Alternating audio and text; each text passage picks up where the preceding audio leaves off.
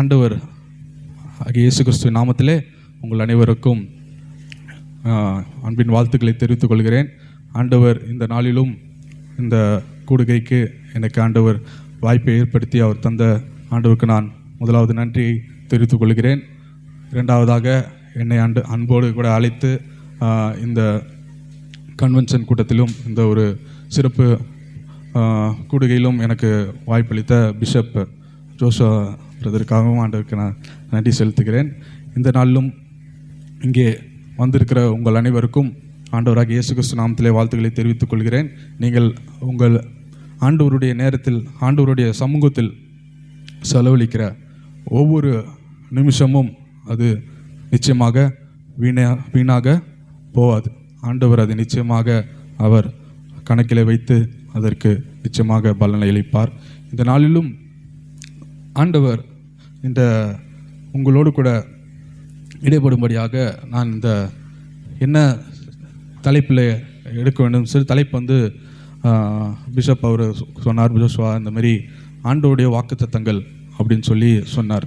சரி, ஆண்டவருடைய வாக்குத்தத்தங்கள் குறித்து என்ன காரியங்கள் அப்படின்னு சொல்லிட்டு நான் தியானித்து கொண்டு இருக்கும் பொழுது ஆண்டவர் அவர் நம்மளோடு கூட அவர் ஒரு உடன்படிக்கை பண்ணுகிற ஒரு தேவனாக காணப்படுகிறார். நாம் எடுத்து வாசிக்கலாம். லூக்கா 22ஆம் அதிகாரம் 20ஆம் வசனத்தை எடுத்தவர்கள் வாசிக்கலாம். லூக்கா 22:20. போஜனம் பண்ணின பின்பு அவர் அந்தபடியே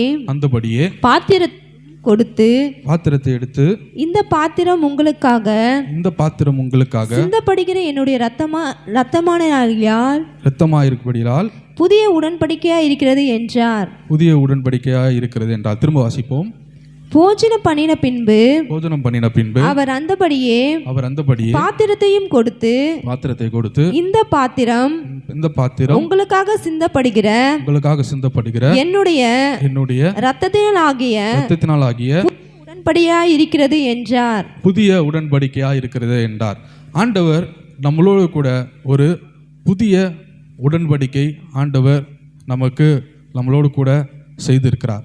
அது ஆண்டவர் நமக்கு ஒரு உடன்படிக்கை செய்வதற்கான காரணம் என்ன, ஒரு முகாந்திரம் என்ன அப்படின்றத நம்ம சில வரலாற்றின் சில நிகழ்வுகளில் நிமித்தமாக நாம் பார்ப்போம். எதற்காக இரத்தத்தினாலாகிய உடன்படிக்கை, எதற்கு இவ்வளவு முக்கியத்துவம், இவ்வளவு அதுக்கு எதற்கு இவ்வளோ ஒரு இம்பார்ட்டன்ஸ், எதற்கு இவ்வளோ பெரிய முக்கியத்துவம் ஆண்டவர் கொடுக்கிறார், எதற்கு இரத்தத்தினாலாகிய ஒரு உடன்படிக்கை எதற்காக ஆண்டவர் செய்கிறார் என்பதை நாம் பார்க்கும் பொழுது இந்த ஆப்பிரிக்கா தேசங்களிலே நாம் பார்க்கும் பொழுது பழங்குடி மக்கள் வாழ்கிறார்கள்.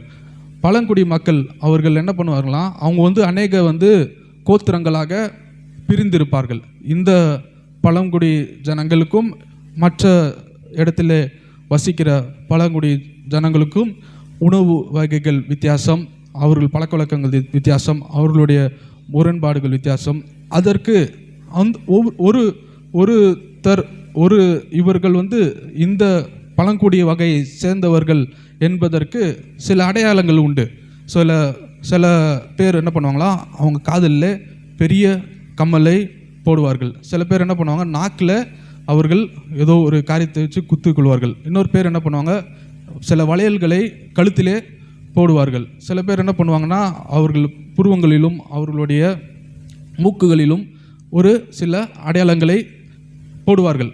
அந்த அடையாளம் எதற்காக அப்படின்னா, இந்த வகை ஜனங்கள் இந்த பழங்குடி மக்களை சார்ந்தவர்கள், அவர்களுக்கும் ஒரு வித்தியாசம் உண்டு. அதே போல் இவர்கள் பார்த்தீர்கள்னு சொன்னால், இவர்களும் அவர்களுடைய பழங்குடிய மக்கள் அவர்களுக்கு இருப்பார்கள். அவர்களுக்கு ஒரு தலைவர் இருப்பார், இவர்களுக்கும் ஒரு தலைவர் இருப்பார், இவர்களுக்கு ஒரு தலைவர் இருப்பார். இவர்களுடைய எல்லைகள் குறிப்பிட்ட காரியங்களிலே இவர்கள் வேட்டையாடி கொள்ளலாம், இவர்கள் அதிலே அனுபவித்துக் கொள்ளலாம். அந்த எல்லைகளை தாண்டி செல்லும் பொழுது பிரச்சனைகள், சண்டைகள் வருகிறதுக்கான காரியங்கள் ஜாஸ்தியாக இருக்குது. இப்போ இந்த அநேக பழங்குடி ஜனங்கள் இருக்கிறார்கள். அதிலே பார்த்தீர்கள்னு சொன்னால் ஒரு ஒரு உதாரணத்துக்கு சொல்ல போனால் ஒரு பழங்குடி ஜனங்களுடைய மத்தியிலே அவர்கள் ஒரு 500 பேர் இருக்கிறார்கள் என்று சொன்னால் அவர்கள் ஜனத்தொகையிலே அதிகம், அவர்கள் பலத்திலே அதிகம். அவர்களுடைய தலைவர் அந்த 500 பேருக்கு செல்வாக்கு மிகுந்த ஒரு தலைவர், அவர் அந்த பழங்குடி மக்களை அவர் வழிநடத்துகிறார். இன்னொரு பக்கத்தில் வரும்பொழுது இன்னொரு பழங்குடி மக்கள் ஜனத்தில் வரும்போது 50 பேர் இருப்பார்கள். அப்போ 50 பேர் இருந்தாலும் அவர்களுக்கும் ஒரு தலைவர். இன்னொரு இடத்துல ஒரு 60 பேர் இருப்பார்கள், அவர்களுக்கும் ஒரு தலைவர். அப்பொழுது அந்த ஜனங்கள் தொகைக்கேற்ற போல அந்த தலைவர்களும் அந்த பலமும் அந்த காரியங்களும் நேரிடுகிறது. இப்பொழுது ஒரு சண்டை என்று வரும்பொழுது இப்போ சின்ன ஒரு 500 பேர் கொண்ட அந்த ஜனத்தொகை உள்ள அந்த பழங்குடியினர்கள் 50 பேர் இருக்கிற ஜனத்தொகையை கூட சண்டை போட்டால் யார் ஜெயிப்பா? யார் அதிகமாக இருக்கிறார்களோ அவர்கள்தான் ஜெயிப்பார்கள். அதே போல தான் இந்த சின்ன இப்போ பெரிய ஜனத்தொகை உள்ள அந்த அந்த அந்த பழங்குடியினர்கள் சிறு குழுவினர்கள். இப்போ இந்த சிறு குழுவினர்கள் பார்த்தீங்கன்னு சொன்னால் அவர்கள் நிறைய பேர் இருப்பாங்க.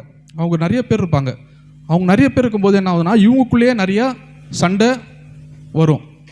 அப்பொழுது இந்த உடன்படிக்கை என்கிற ஒரு காரியத்தை அவர்கள் அந்த நேரத்திலே கடைபிடித்திருக்கிறார்கள். இப்போது என்ன சொன்னால், இப்போ நம்ம ஒரு உதாரணத்துக்கு நம்ம பார்த்தோம் சொன்னால், இப்பொழுது நடக்கிற ஒரு காலகட்டத்தில் நம்ம பார்க்கும் பொழுது இப்போ இஸ்ரேல் பார்த்திங்கன்னா ஒரு சின்ன தேசம். ஆனால் அந்த தேசத்தை யாராவது தாக்க வந்தால் யார் குரல் கொடுக்குறா?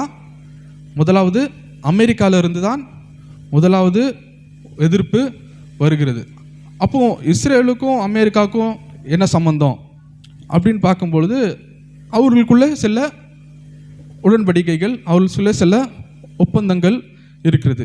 இதே போல தான் பழைய அந்த பழங்குடியினர்களுக்கும் இந்த சிறு குழுவினர்களுக்கு இடையிலே சண்டை வரும்பொழுது என்ன பண்ணுவார்கள்னு சொன்னால், இவர்கள் இந்த ஒரு குழுவினர் என்ன பண்ணுவாங்கன்னா அந்த பெரிய தலைவரோடு கூட உடன்படிக்கை செய்வது வழக்கமாக இருக்கிறது.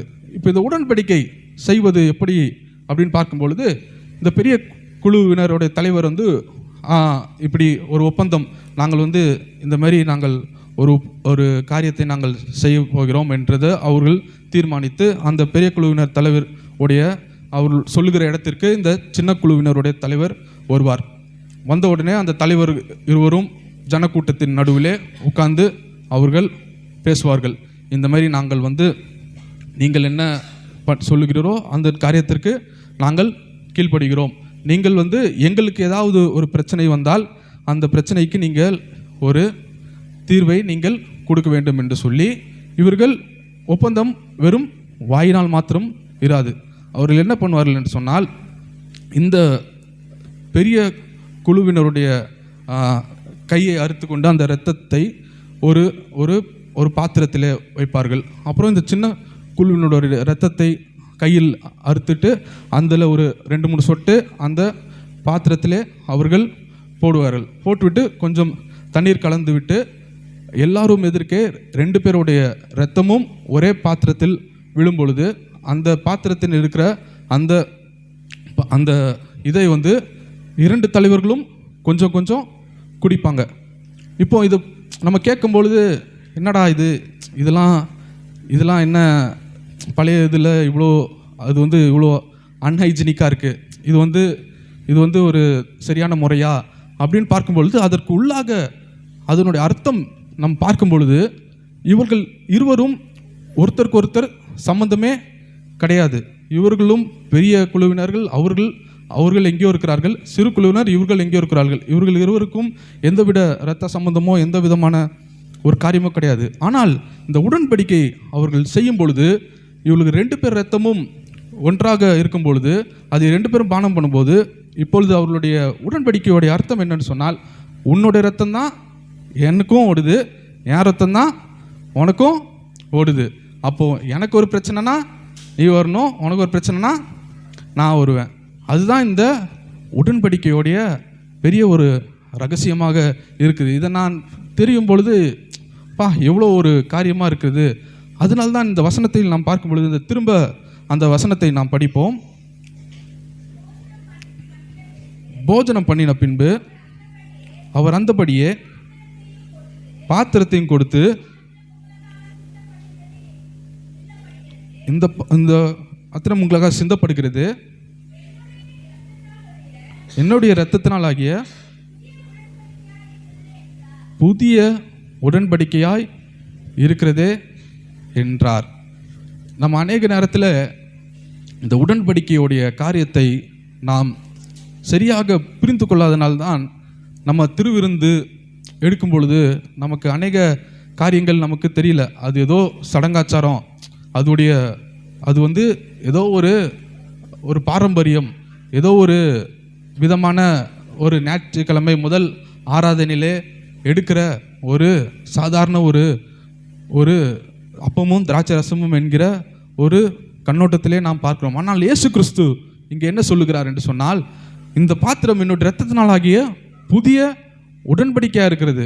ஆண்டவர் எதற்கு நம்மோடு கூட உடன்படிக்கை செய்ய வேண்டும்? எதற்காக ஆண்டவர் நம்மளோடு கூட உடன்படிக்கை செய்ய வேண்டும்? அப்படி நமக்கு யார் எதிரடியாக இருக்கிறார், யார் நமக்கு எதிரியாக இருக்கிறார்கள் என்று நாம் பார்க்கும் பொழுது, நாம் ஏதேன் தோட்டத்திற்கு நாம் செல்லும் பொழுது எல்லாருக்கும் தெரிந்த சம்பவம் தான். நமக்கு ஆதாம் ஏவாள் அவர்கள் ஆண்டவர் அந்த தோட்டத்திலே அவர்கள் வைத்து ஆண்டவர் ஒரு நல்ல ஒரு சூழ்நிலையை ஆண்டவர் கொடுத்தார்.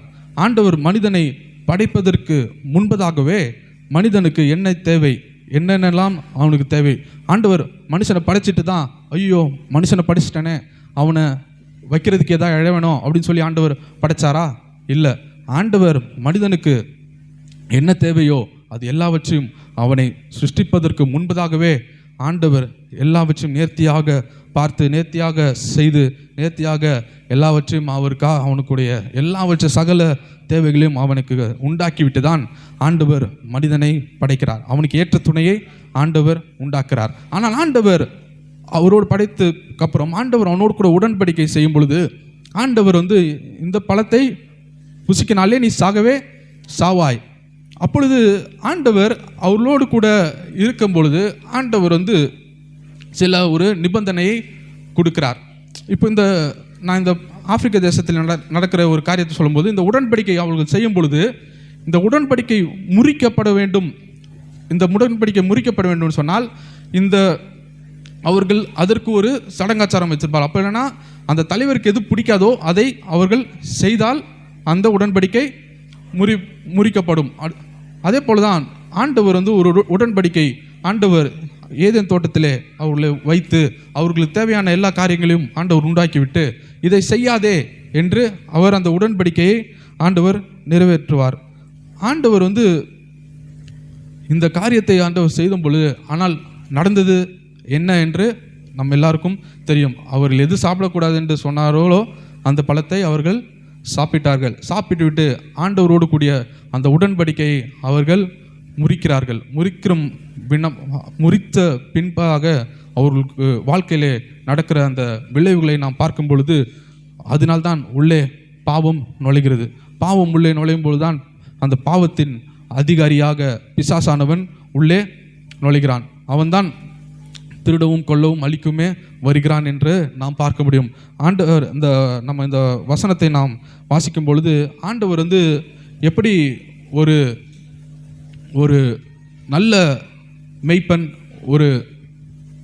மெய்ப்பன் ஆடுகளுக்காக ஜீவனை தருகிறார் என்றதை நாம் பார்க்க முடியும். இப்போது யோவான் 10ஆம் அதிகாரம் 2ஆம் வசனம்.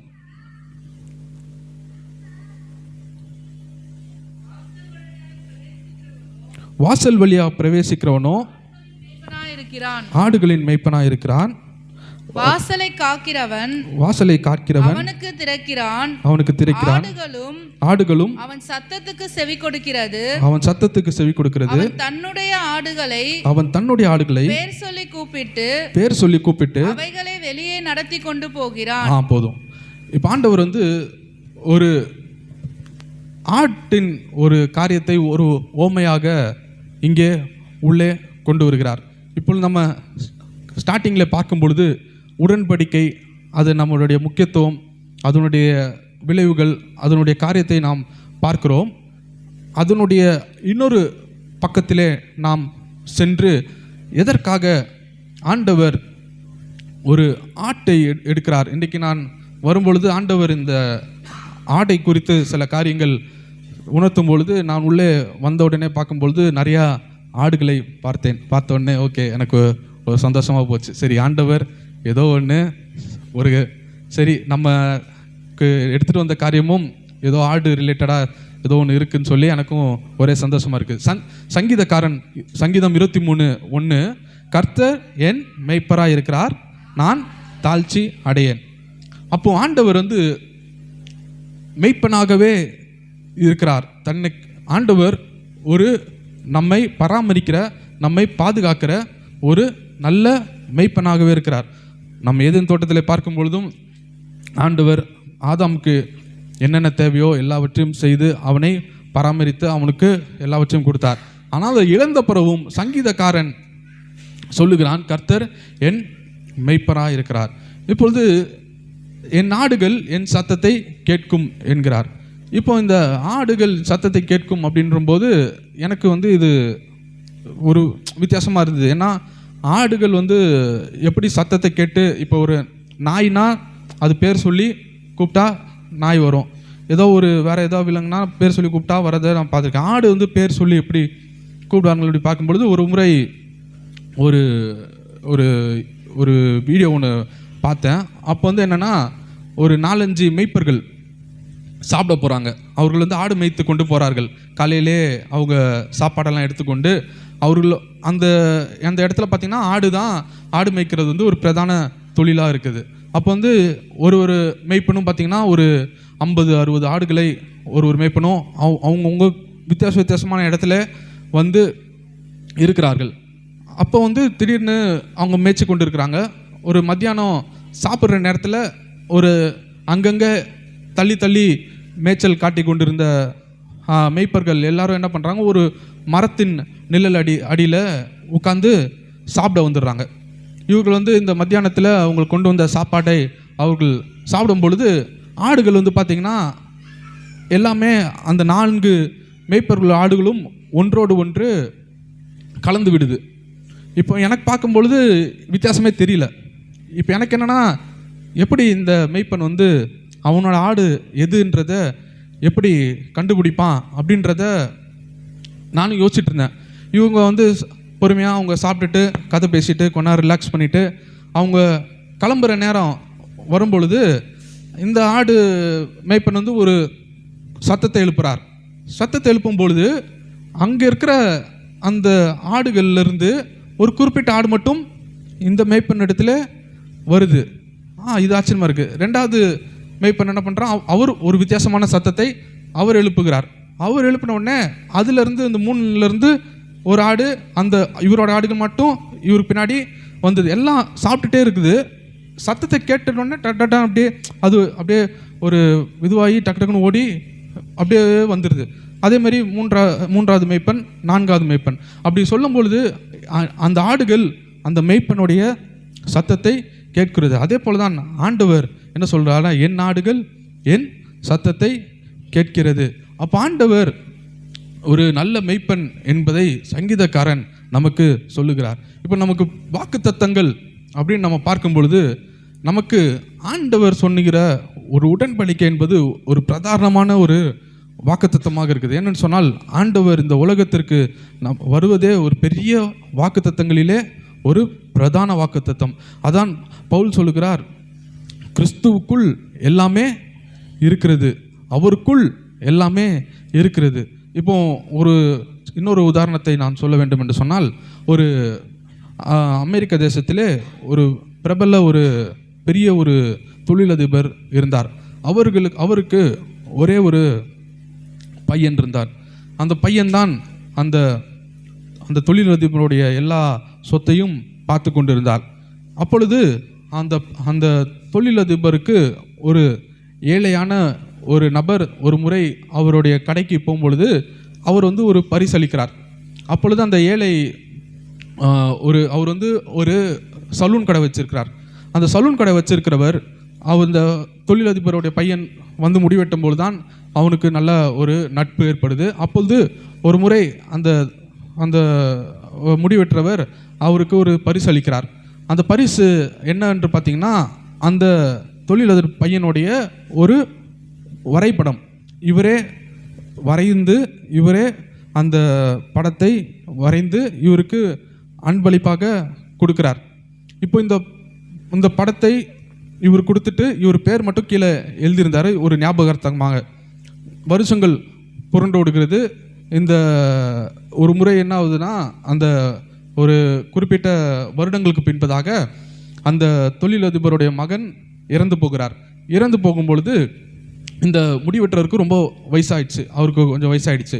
அப்பொழுது இவர் கேள்விப்படுகிறார், அந்த தொழிலதிபருக்கு அடுத்தது எந்த வாரிசும் இல்லாதனால எல்லா விதமான சொத்திற்கும் ஏலம் விடப்படுகிறது அப்படின்றத இவர் கேள்விப்படுகிறார். ஆனால் இவரிடத்திலே எந்த விதமான காசும் இல்லை. இந்த தொழிலதிபருடைய காரியத்திலே எந்த விதத்தையும் வாங்குவதற்கு இவரிடத்தில் எந்தவித காசும் இல்லை. ஆனால் இவர் என்ன பண்ணுகிறார், சரி நம்ம அந்த பையன் மேலே வைத்திருந்த ஒரு அன்பின் நிமித்தமாக ஒரு நன்றி கடனாக இவர் செல்லுகிறார். அப்பொழுது செல்லும் பொழுது அங்கே பார்த்திங்கன்னா அநேக விதமான பொருட்கள், அநேக விதமான காரியங்கள் எல்லாமே கண்காணிப்புக்கு இருக்கிறது. அவர் பயன்படுத்த காரியங்கள் எல்லாமே பெரிய பெரிய பில்டிங்ஸு, பெரிய பெரிய எல்லா நகைகள் எல்லாமே என்னென்ன தேவையோ எல்லாமே அங்கே காட்சி பொருளாக இருக்குது. ஏலத்துக்கு ஆரம்பம் ஆக வேண்டிய சூழ்நிலையிலே ஒரு ஏலம் சொல்லுகிற அந்த நபர் முதலாவது வந்து என்ன சொல்லுகிறார் என்று சொன்னால், இந்த ஒரு சின்ன பெயிண்டிங்கை காமிச்சு விட்டு முதலாவது இந்த புகைப்படம் தான் ஏலத்துக்கு வருது அப்படின்னு சொல்கிறார். இந்த புகைப்படம் தான் ஏலத்துக்கு வரும்பொழுது அப்படின்னு சொல்லும் பொழுது அது விலை பார்த்திங்கன்னா ரொம்ப விலை கம்மியான ஒரு காரியம். அதுக்கு விலை பார்த்திங்கன்னா ரொம்ப ரொம்ப சீப்பான ஒரு விலை தான் இருந்துச்சு. ஆனால் அந்த படத்தை வாங்குவதற்கு யாரும் முன் வரவே இல்லை. அவரும் கேட்கிறார், இந்த ஏலத்திற்கு முதலாவது இந்த படம் தான் வைக்கப்படுகிறது அப்படின்னு சொல்லும்போது யாருமே அந்த படத்தை வாங்க வரவில்லை. அப்பொழுதுதான் இந்த வயதான அந்த சலூன் கடைக்காரர் இவர் தூரத்தை வந்து பார்த்துட்டு, இது நான் வாங்கின நான் கொடுத்த படமாச்சே அப்படின்னு சொல்லி இவர் முன்னாடி வந்து அந்த சொற்ப காசை கொடுத்து அந்த படத்தை அவர் வாங்குகிறார். வாங்கினதுக்கு அப்புறம் தான் அவருக்கு ஒரு பெரிய ஒரு அதிர்ச்சி காத்திருந்தது. அது என்னன்னு சொன்னீங்கன்னா, அந்த ஏலமிடுகிறவர் சொல்லுகிறார், இந்த படத்தை வாங்கினவருக்கு தான் சகல விதமான சொத்துக்களையும் எழுதி வைக்க வேண்டும் என்பது உயிரிலே எழுதப்படுகிறது அப்படின்னு சொன்ன உடனே இவரால் நம்ப முடியல. ஏன்னா இவர் கொடுத்த காசுக்கும் இவர் வாங்கின இதுக்கும் அவருக்கு வருகிற காரியத்திற்கும் எந்தவித சம்பந்தமே இல்லை. அதே போல தான் நம் ஆண்டவராகிய இயேசு கிறிஸ்துவின் மூலமாக, அந்த உடன்படிக்கையின் மூலமாக நமக்கு சகலவித ஆசீர்வாதங்களும் சகலவித நன்மைகளும் எப்படி அந்த ஏலம் எடுக்கும் பொழுது அந்த அவர் பையனுடைய புகைப்படத்தை வாங்கினவனுக்கு சகல விதமும் எழுத அவனுக்கு தான் கொடுக்க வேண்டும் என்று எப்படி சொன்னார்களோ, அதே போல தான் ஆண்டவராகிய இயேசு கிறிஸ்துவின் மூலமாக நமக்கு நித்திய ஜீவனும் அவருக்குள்ளாக நமக்கு சகல காரியங்களும் நமக்கு கொடுக்கப்படுகிறது என்பது நமக்கு ஆண்டவர் சொல்லியிருக்கிற ஒரு காரியம். நம்ம ஆண்டவர் வந்து ஒரு நல்ல மெய்ப்பனாக இருந்து நமக்கு தேவையான காரியங்கள் எல்லாவற்றையும் அவர் செய்கிற ஒரு நல்ல தகப்பனாக இருக்கிறார், நல்ல மெய்ப்பனாக இருக்கிறார். ஒரு பாடலை பாடி, என் மெய்ப்பர் நீர்தானையா, எனக்கென்றும் குறைவே இல்லை, என் மெய்ப்பர் நீர்தானையா, எனக்கென்றும் குறைவே இல்லை. சொல்லுமா, என் மெய்ப்பர் நீர்தானையா, எனக்கென்றும் குறைவே இல்லை, என் மேய்ப்பர் நீர்தானையா, எனக்கென்றும் குறைவே இல்லை. நான் ஏன் கலங்கணும் என் நாயன் இருக்கையிலே, நான் ஏன் கலங்கணும் என் நாயன் இருக்கையிலே. என் மேய்ப்பர் நீர்தானையா, எனக்கென்றும் குறைவே இல்லை. என் மேய்ப்பர் நீர்தானையா, எனக்கென்றும் குறைவே இல்லை. நீதியின் பாதையில் நடத்தி செல்கின்றேன், உம் மகிமை விளங்கும்படி. நீதியின் பாதையில் நடத்தி செல்கின்றேன், உம் மகிமை விளங்கும்படி. நான் ஏன் கலங்கணும் என் நாயன் இருக்கையிலே, நான் ஏன் கலங்கணும் என் நாயன் இருக்கையிலே. என் மேய்ப்பர் நீர்தானையா, எனக்கென்றும் குறைவே இல்லை.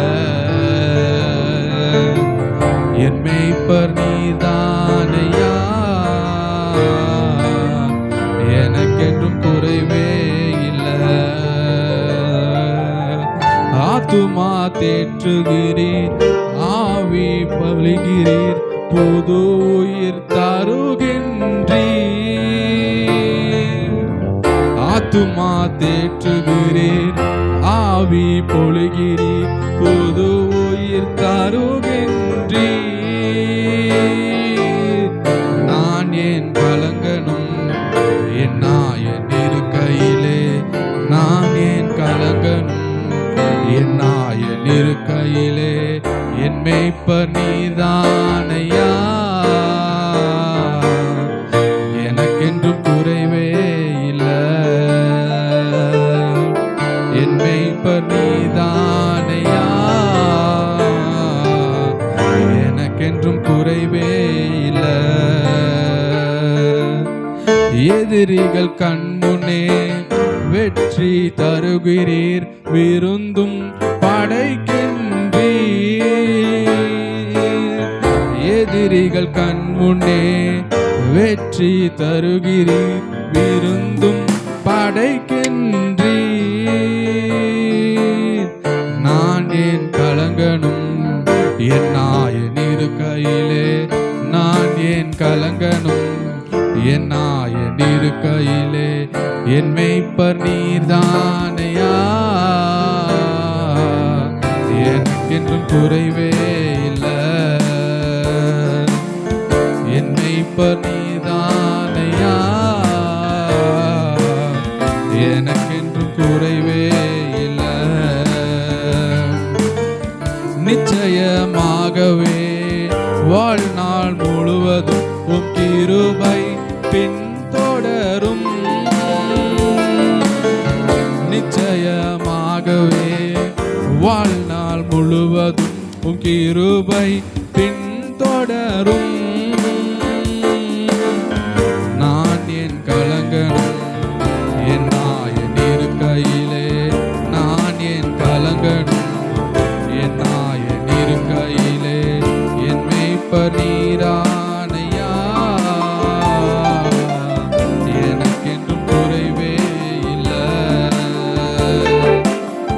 என் மேய்ப்பர் நீர்தானையா,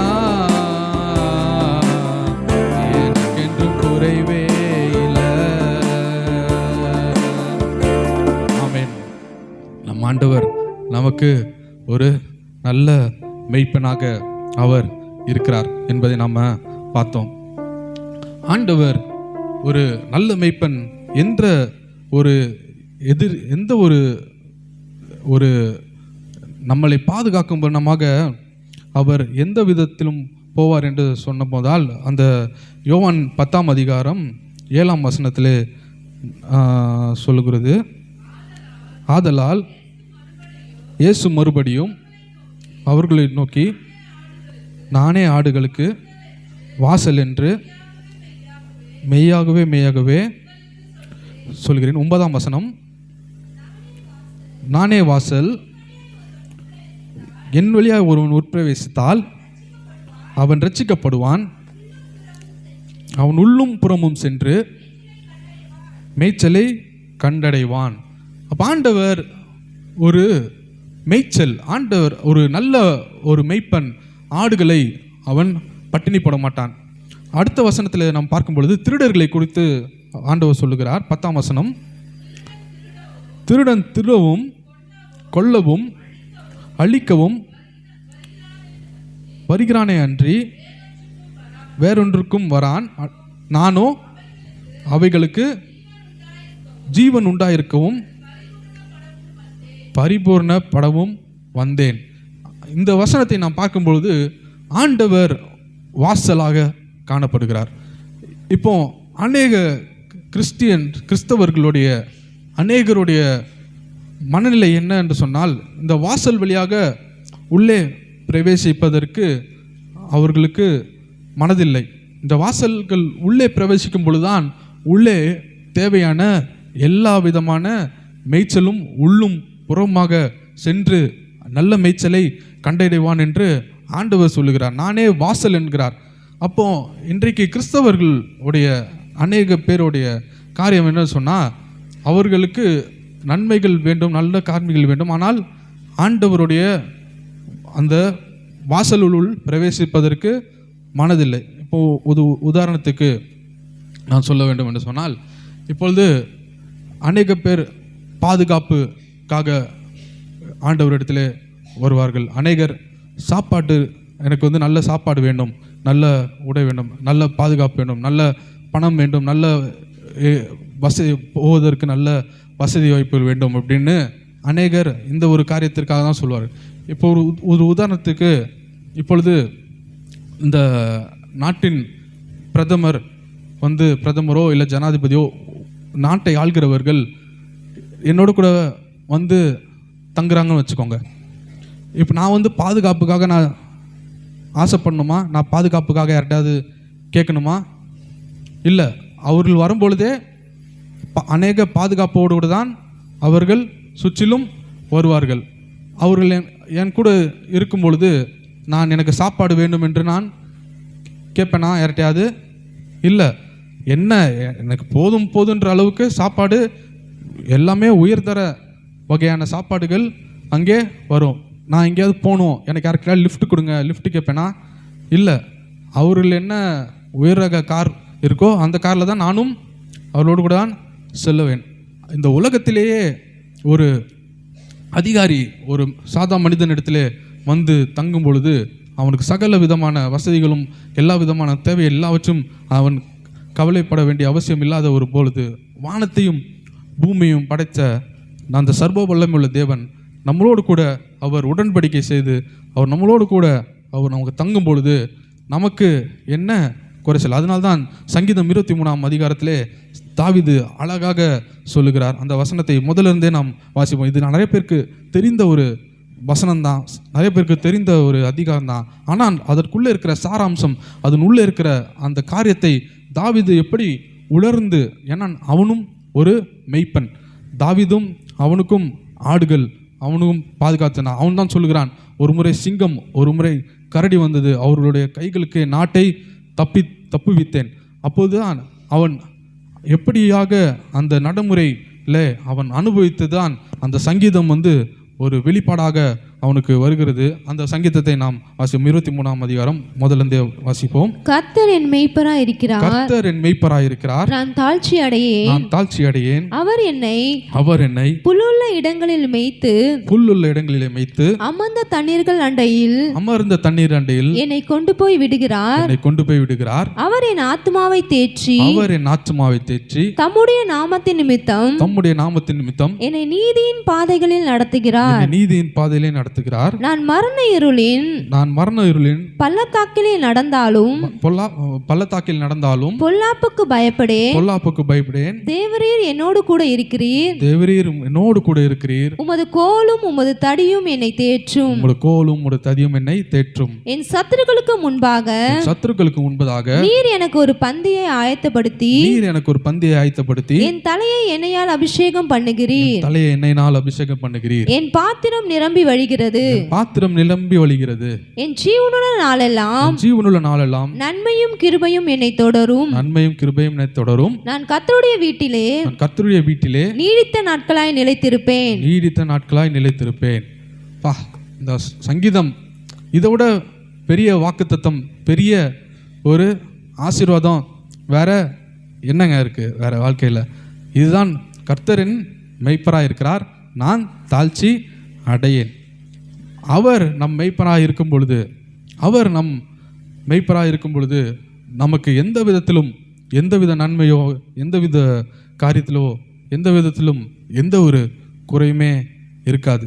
அதுதான் இந்த சங்கீதக்காரன் அவ்வளோ இதுவாக சொல்கிறான். ஏன்னு சொன்னால், நம்ம உதாரணத்தை நம்ம பார்க்கும் பொழுது இந்த ஆடுகள் இருக்குது, இந்த ஆடுகள் என்றைக்காவது எனக்கு பசிக்குது, எனக்கு சாப்பாடு இல்லைன்னு சொல்லி அது எங்கேயாவது போய் நிற்கிறத பார்க்க முடியுமா? ஏன்னு சொன்னால், அந்த ஆடுகளை பராமரிக்கிறவர்கள் அதை நேர்த்தியாக பராமரித்து அதற்கு என்ன தேவையோ, என்னென்ன வேலையில் என்னென்ன காரியங்கள் தேவையோ, என்னென்ற அதற்கு தேவையான எல்லாவற்றையும் அதற்கு கொடுத்து அந்த ஆட்டை அவர்கள் வழி நடத்து செல்கிற ஒரு காரியத்தை நாம் பார்க்க முடியும்.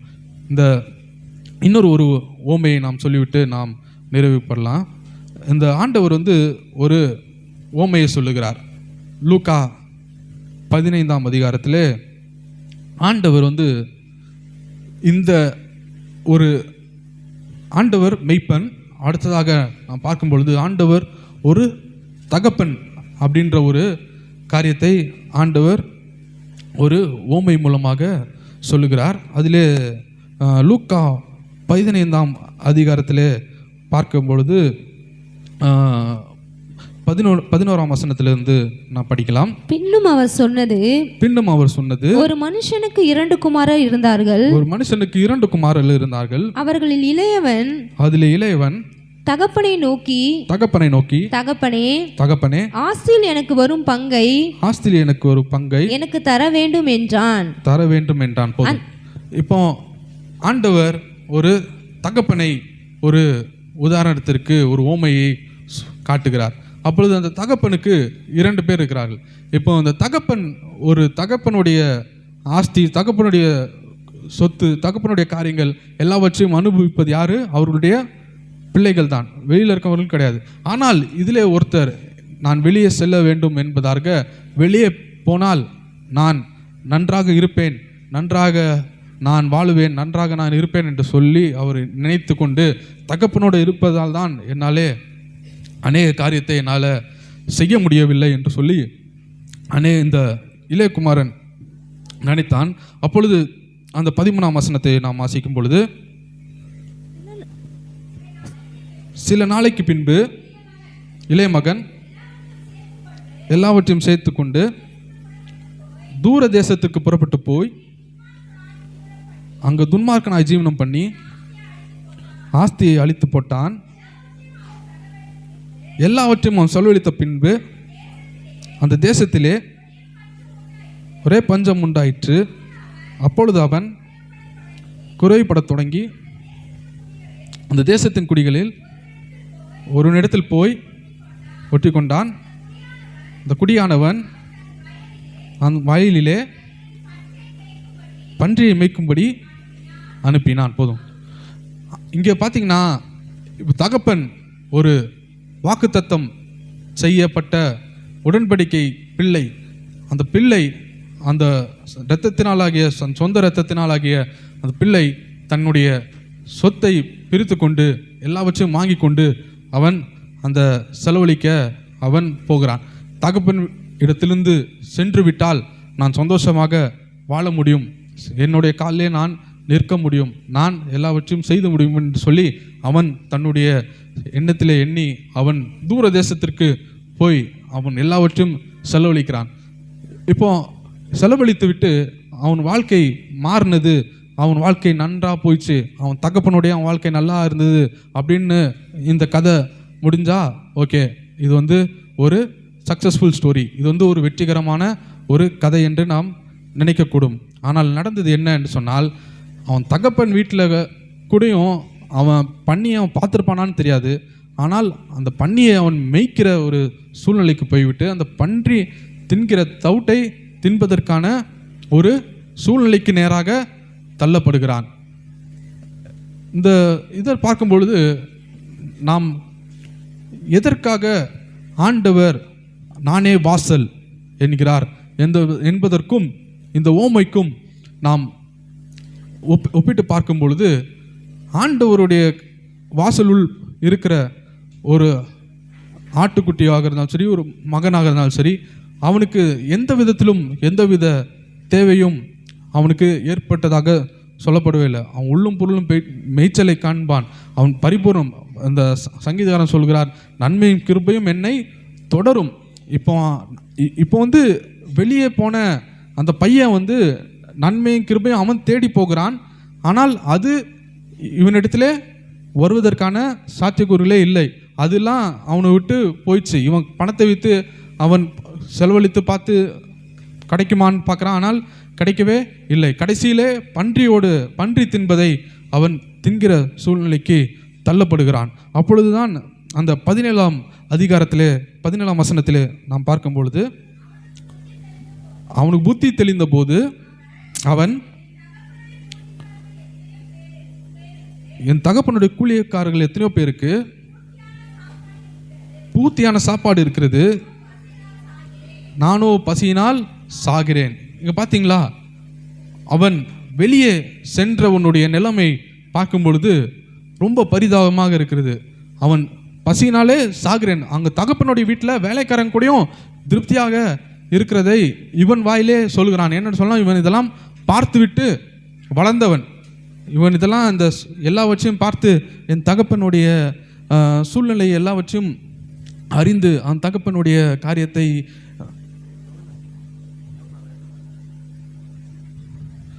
அவன் தகப்பனுடைய எல்லாவற்றையும் பார்த்து அறிந்து அவன் வளர்ந்தவன். அவன் சரியாக சொல்லுகிறான், என் தகப்பனுடைய வீட்டிலே கூடயும் இந்த மாதிரி வேலைக்காரர்கள் கூடயும் இவ்வளோ கஷ்டப்பட்டதில்லை, ஆனால் நானும் பசியினால் சாகிறேன் என்று அவன் சொல்லுகிறான். ஆண்டவர் இன்றைக்கு நமக்கு கொடுக்குற ஒரு பெரிய வாக்குத்தத்தம், பெரிய காரியமே, ஆண்டவர் நம்மளோடு கூட அவர் உடன்படிக்கை செய்கிறார். ஆண்டவர் அந்த இரத்தத்தினாலாகிய புதிய உடன்படிக்கை நம்மளோடு கூட செய்வது மூலமாக நாம் அவருடைய பிள்ளைகளாய் ஆகிறோம். அப்பொழுது அவருடைய காரியங்கள் எல்லாம் நம்மளுடையதாக மாறுது, அவருடையதெல்லாம் நம்மளுடையதாய் மாறுகிறது. அதனால்தான் அந்த உடன்படிக்கை காரியமாக இருக்குது. ஆனால் ஆண்டவர் உடைய அந்த உடன்படிக்கை மீறி செல்லும் பொழுது, அந்த பிள்ளையுடைய ஸ்தானத்தை நாம் விட்டு செல்லும் பொழுது, நாம் பன்றி திங்கிற அந்த தவுட்டிற்கு தான் நாம் எவ்வளவோ காரியத்தை நாம் செலவழித்து ஆண்டவருடைய அந்த காரியத்தை நாம் பெற்றுக்கொண்டு விட்டும் நாம் அந்த காரியத்தை நோக்கி சென்றோம் என்றால் சொன்னால், நமக்கு நிச்சயமாக நம்மளுடைய முடிவு ரொம்ப பரிதாபமாக தான் காணப்படுகிறது. இன்றைக்கு ஆண்டவர் நம் நோக்கி ஒரு காரியத்தை சொல்லுகிறார், நானே நல்ல மெய்ப்பன். அப்போ ஆண்டவர் உங்கள் வாழ்க்கையில் நல்ல மெய்ப்பனாக நீங்கள் அவரை முன்னிறுத்தும் பொழுது ஆண்டவர் நிச்சயமாக ஆண்டவர் பெரிய காரியங்களை செய்ய போகிறார். அந்த 31ஆம் வசனத்தை நாம் வாசிப்போம். 31ஆம் வசனம் அதே இதில் அதற்கு தகப்பன், மகனே நீ எப்பொழுதும் என்னோடு இருக்கிறாய், அப்போதும் எனக்குரியதெல்லாம் உன்னுடையதாக இருக்கிறது. அப்போ ஒரு தகப்பன் எப்படி சுயநலம் இல்லாத ஒரு தகப்பன் நம் ஆண்டவராகிய இயேசு கிறிஸ்து, அவர் சொல்லுகிறார், என்னுடையெல்லாம் உன்னுடையதானப்பா இருக்கிறது. அப்போ ஆண்டவர் நமக்கு ஒரு பெரிய வாக்குத்தத்தமே அவர்தான், நமக்கு பெரிய ஒரு நன்மையே அவர்தான். நாம் அவரை விட்டு நாம் அநேக வாக்குத்தத்தை நோக்கி செல்லும் பொழுதுதான் நாம் இளைக்குமாரனுடைய நிலைமைக்கு நாம் தள்ளப்படுகிறோம். நாம் மற்றவைகளை நோக்கி நாம் செல்லும் பொழுது நாம் தெரியாமலே நம் தகப்பனுடைய அன்பையும் தகப்பனுடைய எல்லையும், தகப்பனுடைய பாதுகாப்பையும், தகப்பனுடைய அரவணைப்பையும், தகப்பனுடைய நன்மையும், தகப்பனுடைய திருப்தியையும் ஆசீர்வாதத்தையும் நாம் இழந்து விட்டு நாம் செல்ல செல்ல செல்ல நம்மளுடைய வாழ்க்கையும் நிச்சயமாக ரொம்ப ஒரு பரிதாபமான ஒரு சூழ்நிலைக்கு தள்ளப்படுகிறது. இன்றைக்கு ஆண்டவர் நம்மளை இன்னைக்கு ஆண்டவர் சொன்ன ஒரே ஒரு காரியம்தான், நானே நல்ல மேய்ப்பன், நானே நல்ல மேய்ப்பன், ஆடுகளுக்காக ஜீவனை கொடுத்தவர் அவர்தான். அவர் மற்றவர்கள் போல ஆட்டை வைத்து அவர் காசு பார்க்கிறவர் அல்ல, அவர் ஆடுகளுக்காக ஜீவனையும் கொடுத்த ஒரு தேவன். அவர் சொன்னது மாத்திரமல்ல, சிலுவையிலே அதை செய்தும் முடித்திருக்கிறார். அவர் சிலுவையிலே செய்துவிட்டு ஒரு புதிய உடன்படிக்கை நம்மோடு கூட பண்ணிவிட்டு ஆண்டவர் நம்மை அவருடைய பிள்ளைகளாக அவர் நம்மளை ஏற்றுக்கொண்டதே நமக்கு ஒரு பெரிய ஒரு பாக்கியமாக நாம் கருதுகிறோம். நாம் யாவரும் எழுந்து நின்று இந்த ஆண்டவரே நீர் ஆண்டவரே எங்களுக்கு அப்பா பெரிய ஒரு உடன்படிக்கை நீர்தான் ஆண்டவரே, எங்கள் பெரிய ஒரு ஆசீர்வாதமே நீர்தான் ஆண்டவரே. ஆண்டவராகிய இயேசு கிறிஸ்து அவருக்குள் சகலமும் இருக்கிறது என்பதை நாங்கள் பார்க்கிறோம் ஆண்டவரே. நன்றி செலுத்துகிறோம் ஆண்டவரே, நன்றி செலுத்துகிறோம் ஆண்டவரே. நன்றி ஆண்டவரே, நன்றி ஆண்டவரே, நன்றி ஆண்டவரே, நன்றி ஆண்டவரே, நன்றி ஆண்டவரே. எல்லாரும் கண்களை மூடி ஆண்டவரே உண்மை ஆண்டவரே நாங்கள் ஒரு மெய்ப்பனாக நாங்கள் உம்முடைய சத்தத்தை கேட்டு நாங்கள் பின்பற தேவனாய் கர்த்தர் எங்கள் கிருபை தரும்படியாக நாங்கள் ஜெபிக்கிறோம். நன்றி செலுத்துகிறோம் ஆண்டவரே, நன்றி செலுத்துகிறோம் ஆண்டவரே. என் மெய்ப்பர் நீர்தானையா, எனக்கென்றும் குறைவே இல்லை. என் மெய்ப்பர் நீர்தானையா, எனக்கென்றும் குறைவே இல்லை. திரும்ப சொல்லுவோமா? என் மெய்ப்பர் நீர்தானையா, எனக்கென்றும் குறைவே இல்லை. என் மெய்ப்பர் நீர்தானையா, எனக்கென்றும் குறைவே இல்லை.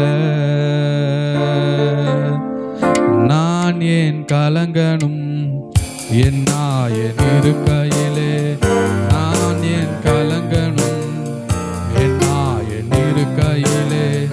என் மெய்ப்பர் நீர்தானையா, எனக்கென்றும் குறைவே இல்லை. என் மெய்ப்பர் நீர்தானையா, எனக்கென்றும் குறைவே இல்லை. நீதியின் பாதையில் நடத்தி செல்கின்றேன், உம் மகிமை விளங்கும்படி. நீதியின் பாதையில் நடத்தி செல்கின்றேன், உம் மகிமை விளங்கும்படி. நான் ஏன் கலங்கணும் என் நாயன் இருக்கையிலே, நான் ஏன் கலங்கணும் என் நாயன் இருக்கையிலே. என் மெய்ப்பர் நீர்தானையா, எனக்கென்றும் குறைவே இல்லை. என் மெய்ப்பர் நீர்தானையா, எனக்கென்றும் குறைவே இல்லை.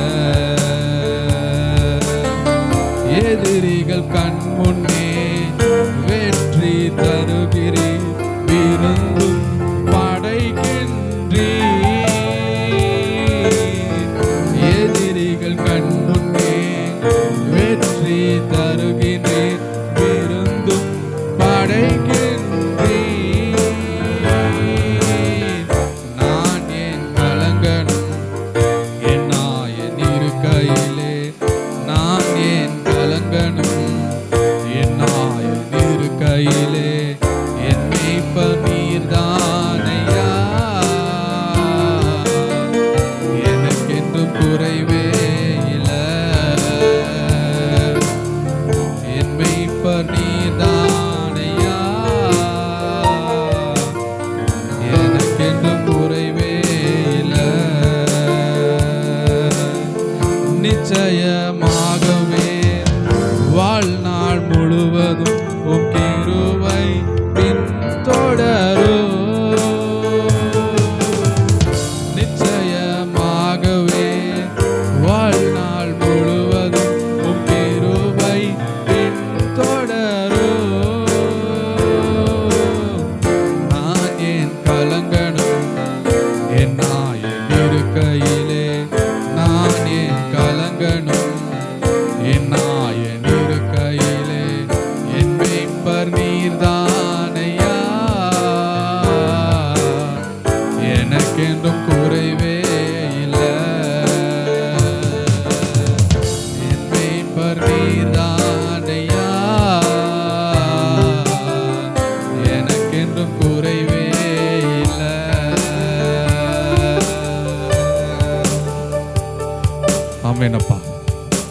மேய்ப்பர் நீர் ஆண்டவரே, எங்களுக்கு ஒரு குறைவும் இல்லை ஆண்டவரே.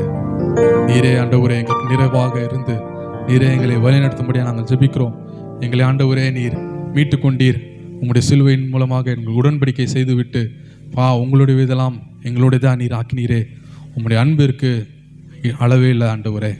உமக்கே சகல துதிகன மகிமை நாங்கள் செலுத்துகிறோம் ஆண்டவரே. உம்மை நாங்கள் மெய்ப்பராக கொண்டிருப்பதே எங்களுக்கு பிரதான வாக்குத்தத்தம், அதுவே பிரதான ஆசீர்வாதம் ஆண்டவரே. உமக்குள் சகலவற்றையும் எங்களுக்கு நீ தந்தீர்.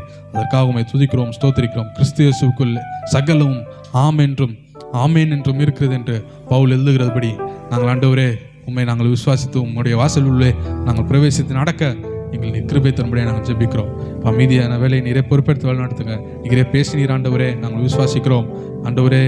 மீதியான காரியங்களை, மீதியான சூழ்நிலை, மீதியான செஷன்ஸ் எல்லாவற்றும் நீரே பொறுப்பெடுத்து வழிநடத்தி உங்களுடைய கரம் ஆண்டவரை ஆளுகை செய்து வழிநடத்த முடியாது ஜெபிக்கிறோம். நீரே பெரிய கருணை செய்யுங்க. மீட்பெரும் இரட்சகருமா இருக்கிற இயேசு கிறிஸ்து நாமம் ஜெபிக்கிறேன். ஜீவனுள்ள தகப்பனே, ஆமேன் ஆமேன். யாரும் உட்காரலாம்.